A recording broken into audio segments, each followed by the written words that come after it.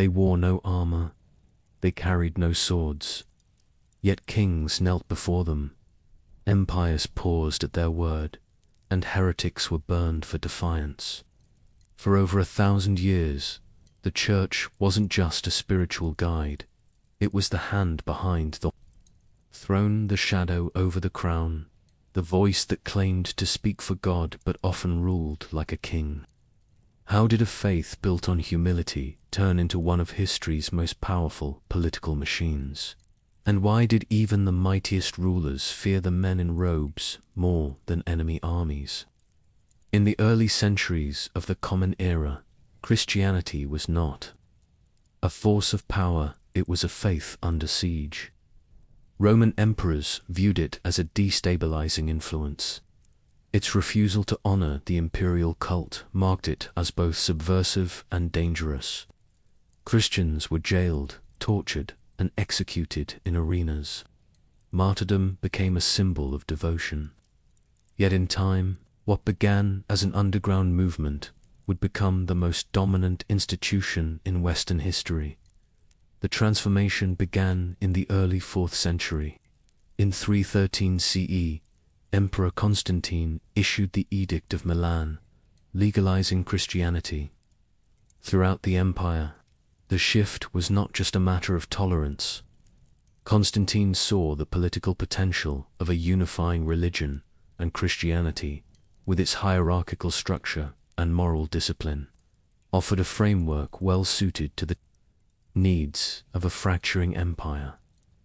By the time of the Council of Nicaea in 325 CE, the Church had begun to formalize its theology and establish its authority not just over doctrine, but over people.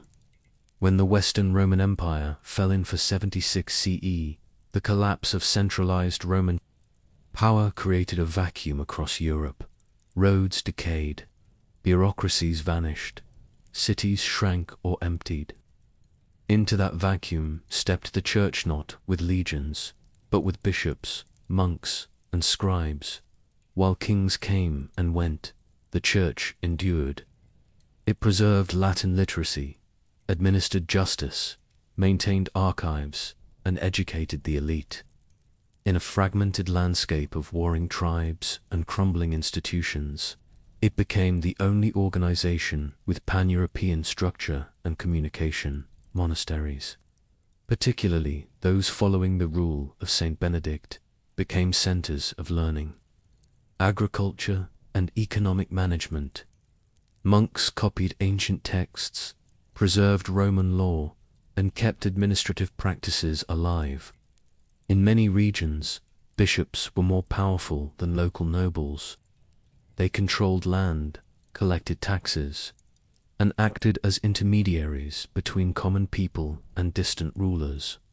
By the 8th century, the Church's influence had evolved into a system of mutual dependency with emerging European monarchies. In 8 CE, Pope Leo III crowned Charlemagne as Emperor of the Romans. The act was symbolic, yet powerful. The Pope, not a secular authority, granted the divine legitimacy of rule. The Church had positioned itself as the arbiter of power. Kings could govern only with its blessing. This fusion of religious and political authority hardened over time. The Church began to claim supremacy over temporal rulers. Through doctrines such as plenitudo, potestasis, the fullness of power. Popes like Gregory VII in the 11th century would later enforce this supremacy in clashes with emperors, but the roots of that dominance began in the early medieval centuries, when the Church became the last surviving institution of Roman civilization.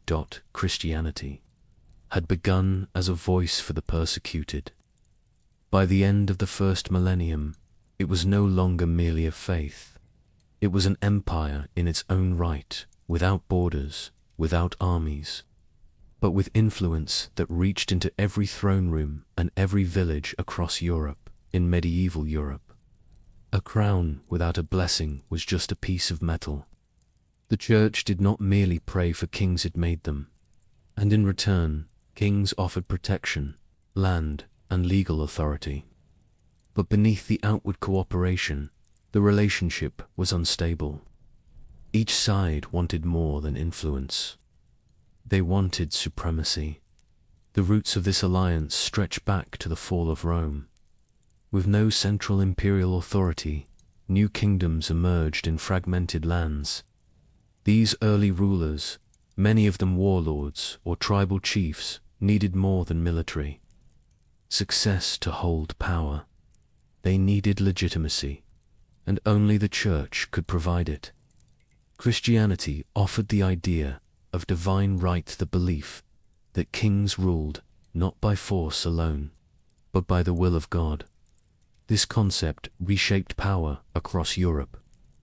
By the 7th and 8th centuries, monarchs began to submit to sacred rituals during their coronations. These were no mere formalities. The anointing of a king with holy oil, often performed by a bishop or pope, symbolized that the ruler had been chosen and approved by God. It gave monarchs moral authority in the eyes of their subjects, and it gave the clergy power over the throne.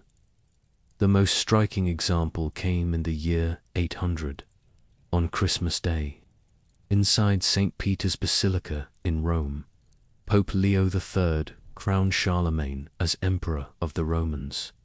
The act was deliberate. By placing the crown on Charlemagne's head, the Pope sent a message to the world. Even the mightiest ruler needed the Church's sanction. It marked the beginning of the Holy Roman Empire, set a precedent for centuries of Church involvement. In secular rule, across Europe, similar dynamics played out. In England, monarchs swore oaths to uphold the Church's authority as part of their ascension. In France, the cathedral at Reims became the sacred site for royal coronations. Following the example of Clovis I, the first Christian king of the Franks, each ritual reinforced the idea that no king ruled without heaven's permission, and that heaven spoke through the clergy. But the relationship was never balanced. As kings grew more powerful, they often resisted the Church's influence. The 11th century investiture controversy exposed the tension. Pope Gregory VII declared that only the Pope had the right to appoint bishops. Emperor Henry IV of the Holy Roman Empire refused. Their dispute escalated until Gregory excommunicated Henry in 1076. The emperor's authority collapsed overnight. German nobles rebelled. Henry was forced to make a humiliating journey across the Alps to beg for forgiveness.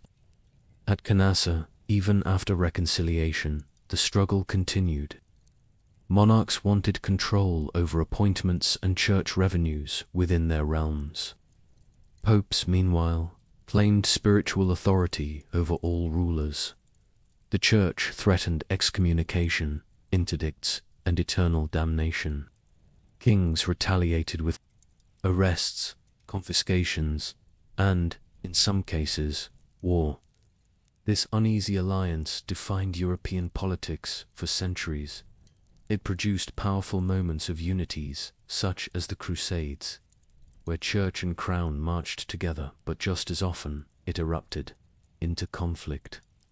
Behind every coronation and cathedral ceremony lay a negotiation: who truly held power, the sword or the cross? By the end of the Middle Ages, the question remained unresolved. But one fact was clear: no ruler could govern without the churches. Cooperation, and no priest could command armies without a king's favor. Together, they shaped the medieval world, but never as equals. In medieval Europe, salvation wasn't a private matter, it was public authority.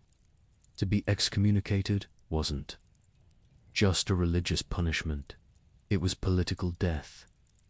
A king cast out of the church faced more than personal disgrace. He lost divine legitimacy. Nobles questioned their loyalty. Subjects turned anxious. Entire kingdoms could be frozen in spiritual and social paralysis. All it took was a single declaration from Rome. The case of Emperor Henry IV made this power unmistakable. In 1075, Pope Gregory VII issued the Dictatus Poppae, a radical assertion that only the Pope could appoint or depose bishops. Henry, ruler of the Holy Roman Empire, rejected the claim. He had long appointed bishops, himself trusted allies, who managed lands and reinforced royal authority. When Gregory insisted otherwise, Henry responded by calling for the Pope's removal. Gregory excommunicated him in 1076. The fallout was immediate. German princes, already uneasy with Henry's rule, seized the moment to rebel. Without the Church's blessing, Henry's position was untenable.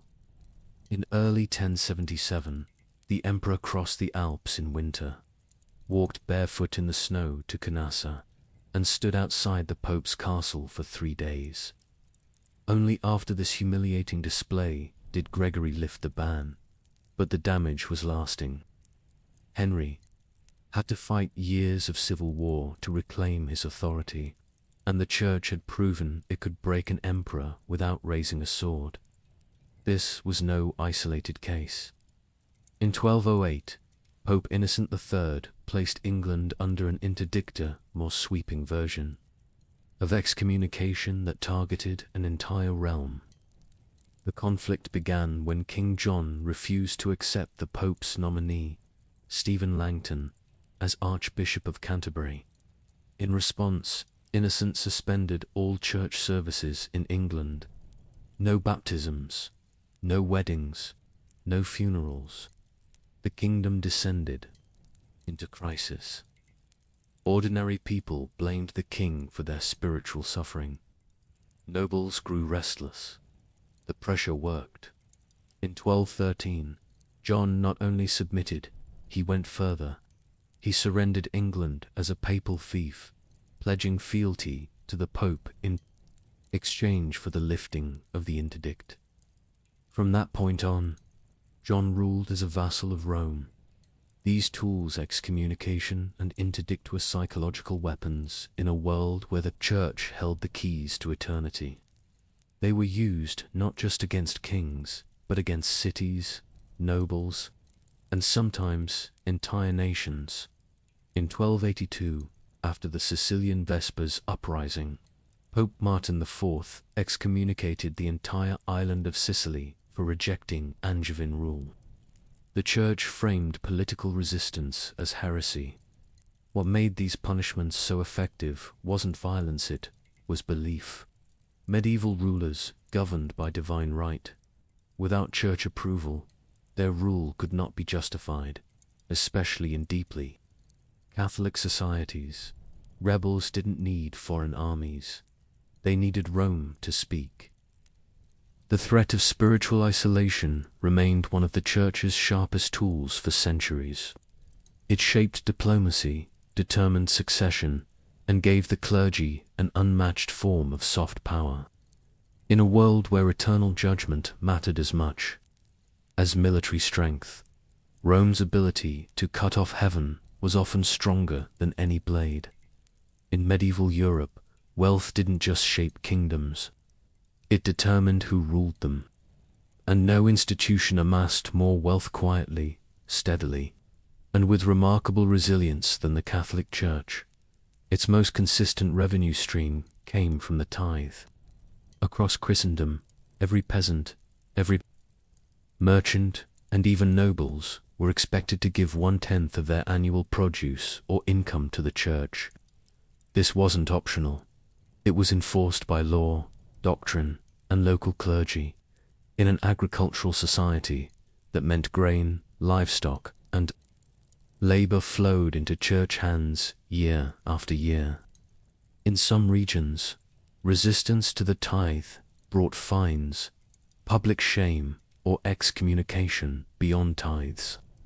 The Church acquired vast amounts of it. By the High Middle Ages, it's estimated that the Church owned between 1/4 and 1/3 of all arable land in Western Europe. These holdings weren't just scattered farms. They included entire manors, monasteries with hundreds of acres, vineyards, forests, and urban properties. This land generated income through rents, agricultural production, and tolls.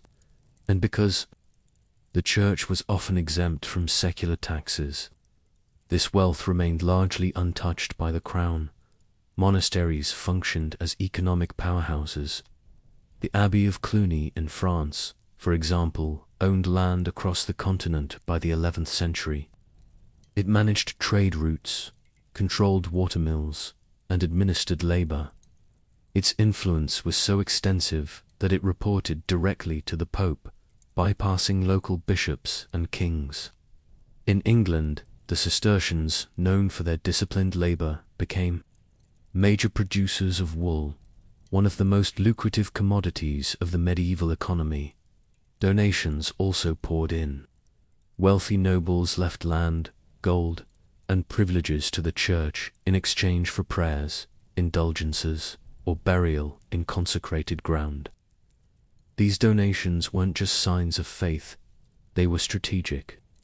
Nobles secured alliances with powerful abbots, and bishops, they placed younger sons into the clergy, ensuring family influence continued within ecclesiastical ranks.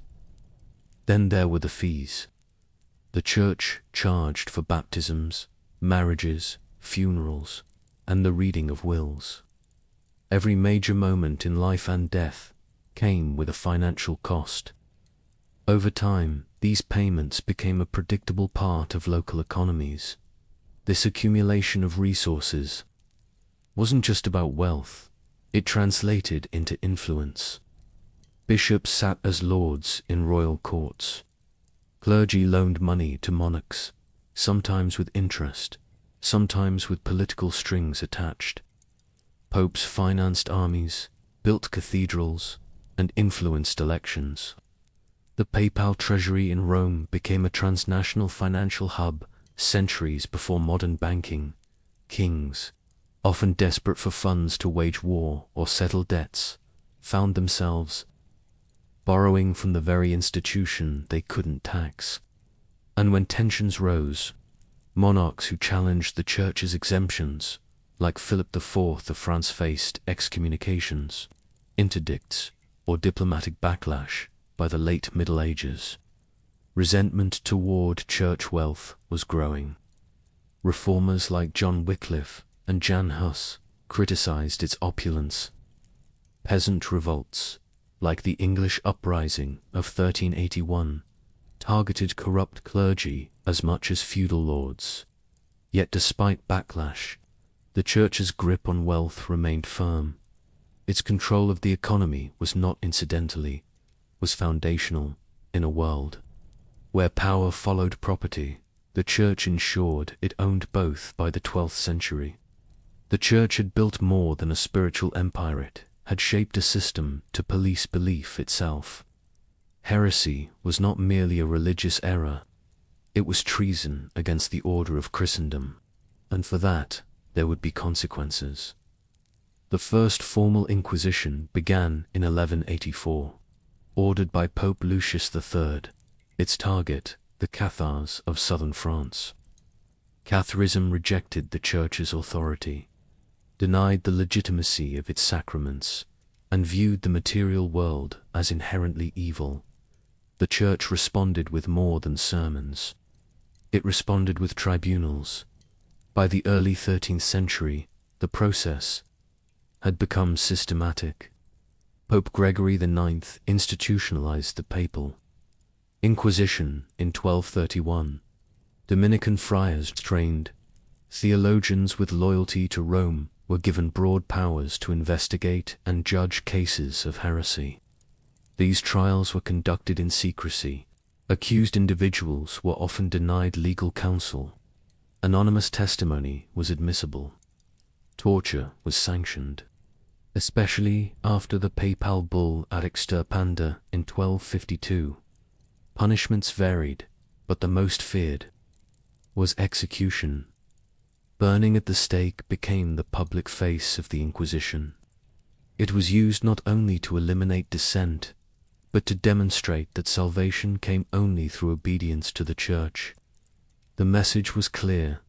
Belief was not a private matter, was a duty enforced by law. These methods weren't used in isolation.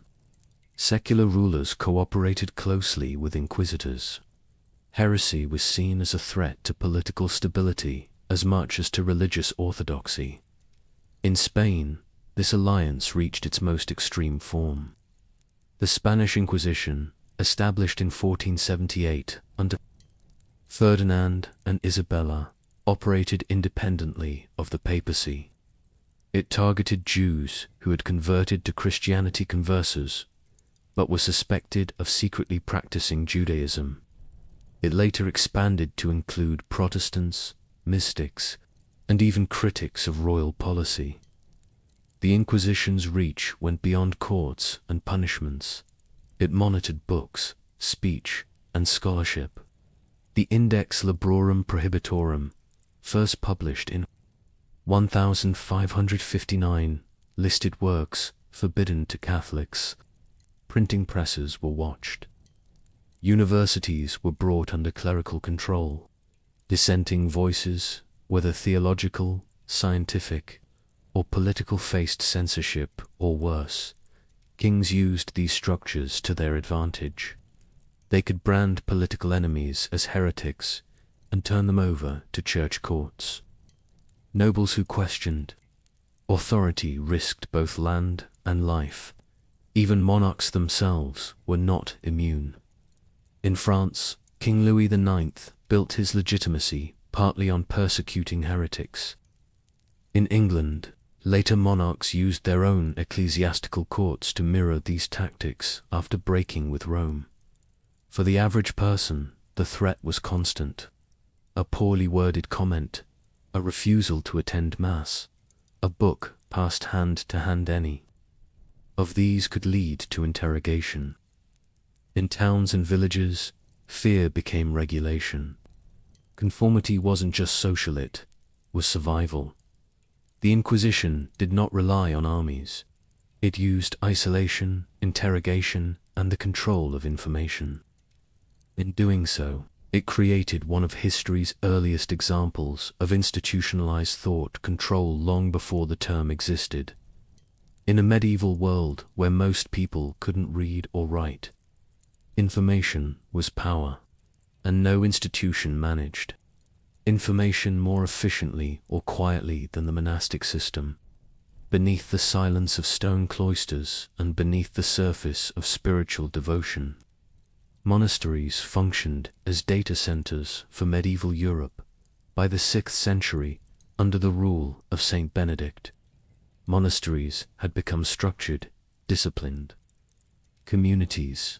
Monks followed strict daily routines, centered on prayer, manual labor, and study. But what made them truly influential wasn't just spiritual discipline. It was literacy. Monasteries were among the few places in Europe where reading and writing were preserved after the collapse of Roman administration. Scribes in scriptoria dedicated writing rooms copied everything from classical texts to royal decrees, theological treatises to agricultural manuals. Manuscripts were duplicated by hand, line by line. Errors were corrected, marginal notes were added, and these copies circulated between abbeys, cathedrals, and royal courts. This wasn't passive preservation. It was a controlled flow of knowledge. Monasteries kept annals, chronological records of major events, famines, battles, and political developments. The Annals of Fulda, the Anglo-Saxon Chronicle, and the Chronicle of St. Denis are just a few examples. These documents formed the historical memory of kingdoms, and they were curated by the Church. Through correspondence between abbots and bishops, news moved faster than armies. If a king died, a papal legate arrived. or a rebellion stirred in a distant province, monasteries often knew before the palace.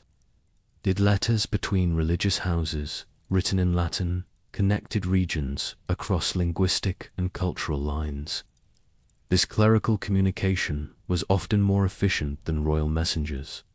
Monasteries also served as archives. Charters, wills, property deeds, and treaties were stored and catalogued in their libraries.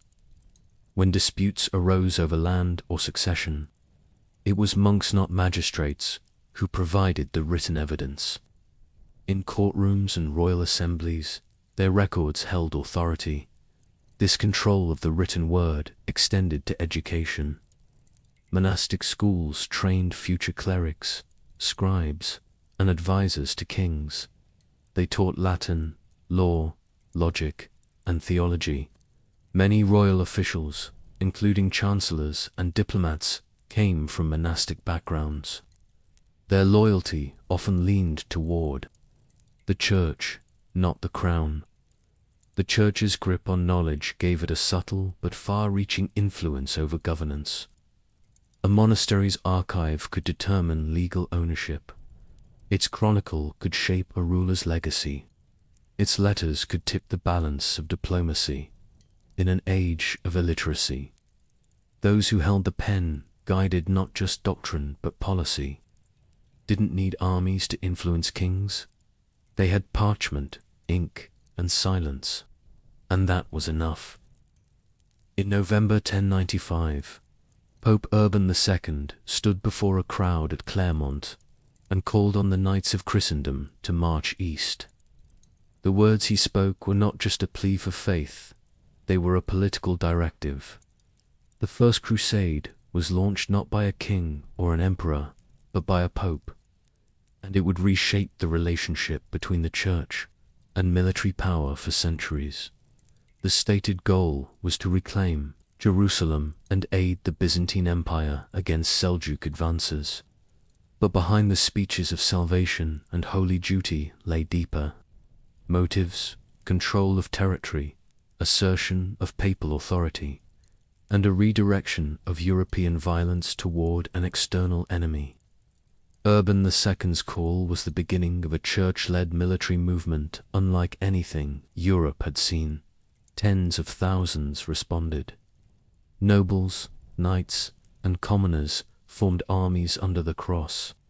They wore the symbol on their tunics and swore oaths. To the church, the First Crusade succeeded in taking Jerusalem in 1099. But the brutality of that victory, massacres of Muslims and Jews, revealed the raw power of religious mobilization when sanctioned by Rome. The church did not command armies directly in the field, but it organized, legitimized, and politically managed these campaigns. Popes offered full remission of sins for those who joined, turning warfare into an act of spiritual redemption. This gave the papacy unprecedented leverage. Secular rulers found themselves subordinate to a cause that framed obedience to the Pope as obedience to God. Over the next 2 centuries, a series of crusades followed at major ones in total. Some targeted the Holy Land. Others, like the Albigensian Crusade in 1209, were aimed at heretics within Europe itself.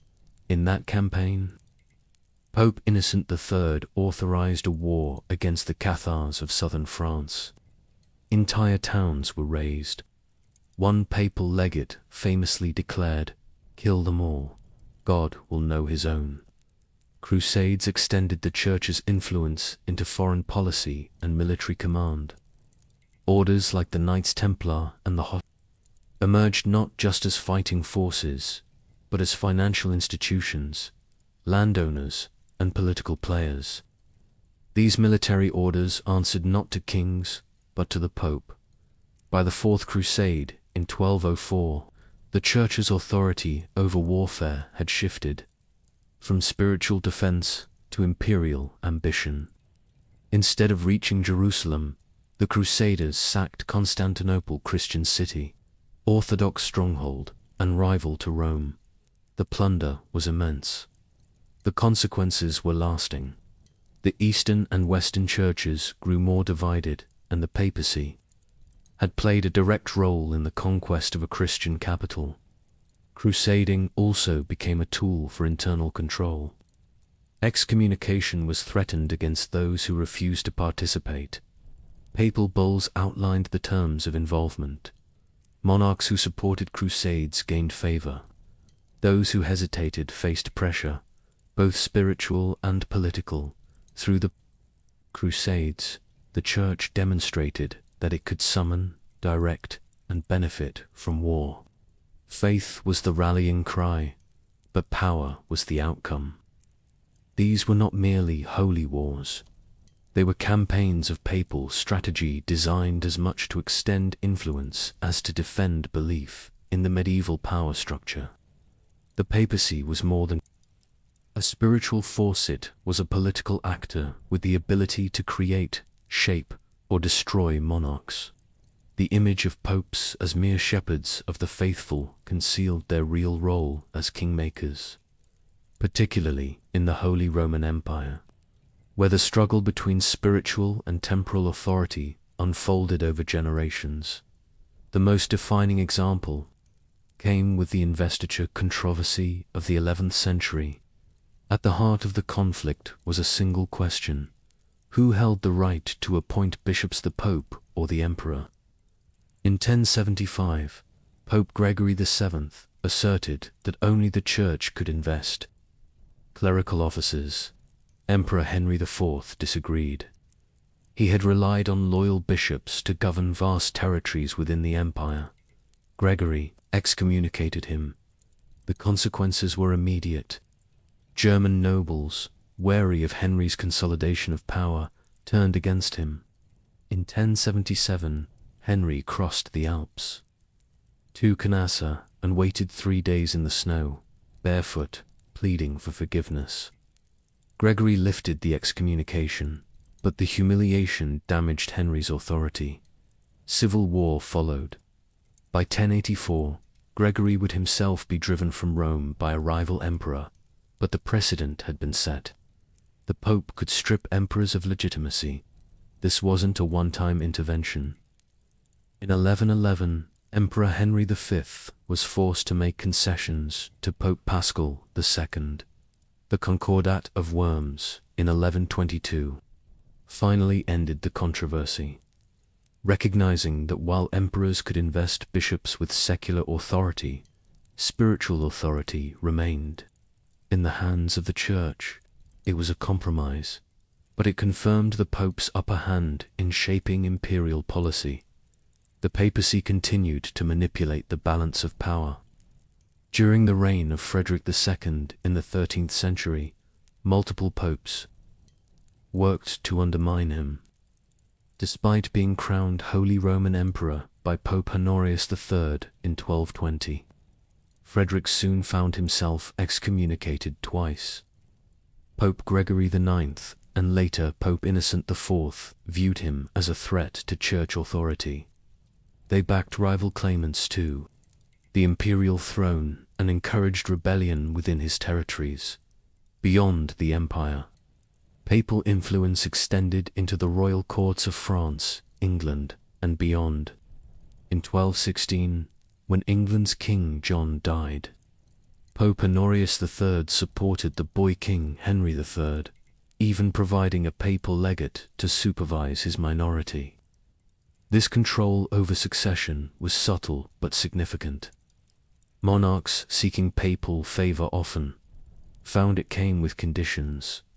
The papacy also exercised soft power through excommunication, interdict, and the manipulation of public perception. A ruler condemned by Rome faced not only spiritual isolation but political instability. His nobles might rebel. His subjects might question his right to rule. Papal recognition became a form of international legitimacy. In the case of King Louis IX of France, papal endorsement enhanced his image as a Christian monarch and crusader. For others like Manfred of Sicily, excommunicated and declared illegitimate by Pope Innocent, For the church's disapproval paved the way for foreign invasion and dynastic collapse. Throughout the Middle Ages, the throne and the altar existed in constant tension. But when that tension peaked, it was often the Pope, not the king, who had the final say. By the late Middle Ages, the church's authority appeared absolute, but beneath the surface, dissent was growing. Its wealth, its power over kings, its control over thought once seen as divine had become a source of resentment. And across Europe, that resentment began to take form. In England, the scholar John Wycliffe became one of the earliest voices to challenge the church's monopoly on truth. In the 1370s, he argued that Scripture, not the Pope, was the highest authority. He translated the Bible from Latin into English, believing that ordinary people should read it in their own language. This was not just a theological stance, it was political. If people could interpret the Bible themselves, the church's control over salvation and doctrine would weaken. Wycliffe's teachings attracted followers known as Lollards, many of whom were executed for heresy. Though Wycliffe died of natural causes in 1384, his ideas outlived him. In 1428, church authorities exhumed his remains, burned his bones, and threw the ashes into a river, an act meant to erase his legacy. It failed. In Bohemia, Jan Hus took Wycliffe's ideas further. A priest and rector at the University of Prague, Hus denounced indulgences, clerical corruption, and the sale of church offices. He called for reform from within, but Rome responded with charges of heresy. In 1415, Hus was summoned to the Council of Constance, promised safe conduct by Emperor Sigismund. He arrived, but was arrested, tried, and burned at the stake. His execution sparked outrage across Bohemia. Armed Hussite rebellions followed, defying both papal and imperial forces. These weren't isolated rebellions. They were symptoms of a deeper shift in Italy. The rise of humanism encouraged critical thinking, individual inquiry, and a return to classical texts. Thinkers like Lorenzo Valla exposed inconsistencies in church documents. Valla famously debunked the donation of Constantine, a document the papacy had long used to claim authority over secular rulers. His analysis showed it was a forgery written centuries after Constantine's death, by the 15th century. Printing presses accelerated the spread of these critiques. Ideas that once moved slowly through handwritten manuscripts now traveled rapidly. Across cities and borders, pamphlets, tracts, and translated Bibles reached readers far beyond the church's control. The early resistance was fragmented, intellectual, regional, and brutally suppressed. But it laid the groundwork. When Martin Luther nailed his 95 Theses to the church door in Wittenberg in 1517, he ignited a movement that had been building for over a century. What began as isolated voices became a chorus, and what started as reform from within would soon become revolution from without. The Reformation was coming, and the church's centuries-long dominance would never be the same again. Long after monarchs stopped kneeling in snow at Canossa, the structures the church built during the medieval era continued to shape Western civilization. Its influence didn't vanish with the decline of papal supremacy. It adapted, embedded in legal codes, educational systems, and the very concept of governance. Canon law, developed to govern church affairs, became a foundation for European legal traditions. Concepts like trial procedures, contract law, and the rights of individuals were influenced by the church's legal apparatus. Universities, first established in cathedral schools like those in Bologna and Paris, became the prototype for modern higher education, administered, funded, and staffed by clergy in their early centuries. The Church had controlled the flow of knowledge, and even after secularization, the structures it created remained. Its role in diplomacy also left a lasting mark. The papacy had once negotiated with kings, appointed legates, and managed a network of communication that rivaled any monarchy. These mechanisms influenced the development of bureaucracies and international law. The idea that a power could transcend borders, that it could speak for more than a single nation, came not from modern institutions, but from Rome. The intertwining of religion and state governance also seeded centuries of tension over the boundary between public authority and private belief. In the American colonies, Enlightenment thinkers who had studied the consequences of religious control in Europe pressed for separation of church and state. But even in modern secular democracies, traces of that legacy remain. In national holidays, in ceremonial language, in parliamentary oaths, and in the architecture of courthouses and parliaments modeled on cathedrals, the Church's influence is still visible in global politics. Where the Vatican, despite being a microstate, retains diplomatic relations with over 180 countries, the Holy See speaks as both a spiritual leader and a sovereign entity, a dual role forged in the medieval struggle between throne and altar. What began as a religious institution grew into a political force that helped shape the idea of legitimacy, authority, and law. And while modern governance has evolved far beyond medieval kingdoms, the imprint of the Church's rule, its methods of control, its cultural authority, its role in defining power remains etched into the foundation of the Western world.